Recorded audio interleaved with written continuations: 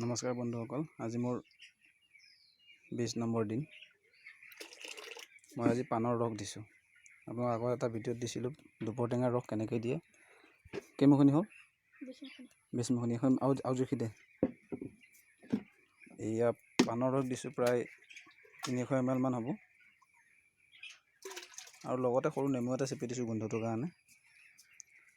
আৰু আপোনাৰ এইটো মোৰ ডিংকাৰ যিমান আছে সেই ডিংকাৰ পানী গনি ল'ব লাগিব। এই মুখনি ৰসখিনি দি মিহলাই তাৰপিছত আপুনি একমুখনিকৈ ডিংকাৰত দি যাম আৰু পানী দি যাম। বেছি পানীত দিলে বস্তুটো কাম নহয়, কম পানীত দিব লাগিব। কম সময়তে খুৱাই শেষ কৰি খেদি খুৱাব লাগে। চাই থাকক আপোনালোকে ভিডিঅ'টো। কেইমুখনি হ'ল?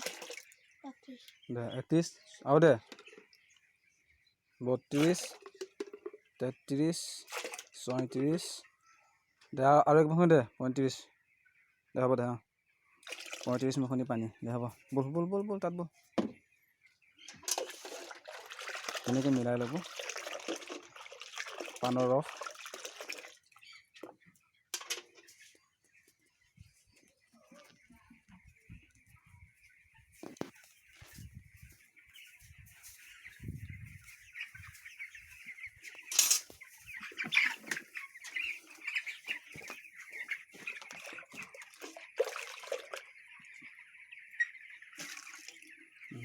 একমুখনি দি গৈ থাক হা।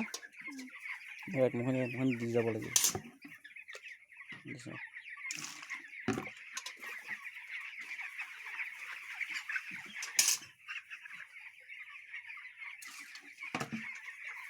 এনেকৈ একমুখনি দি যাব লাগে।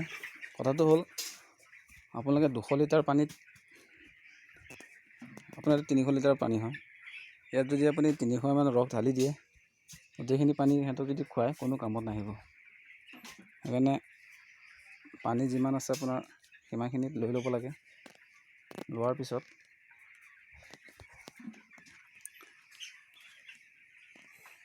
চাওকচোন, এইটো 1 লিটাৰ, মই 3 লিটাৰ কৰি দিম। এতিয়া এটা ডিংকাৰত 3 লিটাৰ কৰি পানী দিম। একমুখনি 100 ml ৰস দিছোঁ। 300 ml ৰস 1000 পলিত দি দিম।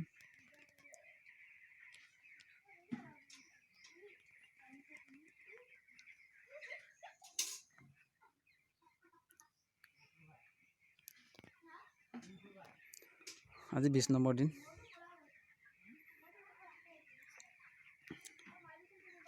এতিয়া পানী দিম। একচুৱেলি আচল কথাটো হ'ল আপোনাৰ এই ভাদৰ মাহত যোনে মুৰ্গী ব্ৰইলাৰ পোহে তেখেতলোকে জানিবই গ্ৰাউডৰ প্ৰব্লেমটো, কিডনিকৰ প্ৰব্লেমটো যিমান বেছি হয়। পানৰ ৰসটো দিলে কথা হ'ল আপোনাৰ সিহঁতৰ ডিঙিটো শুকাই থাকে। পানৰ ৰসটো পানী খাই থাকিলে ডিঙিটো শুকাই থকাৰ অনুভৱ হয় বোলে সিহঁতৰ।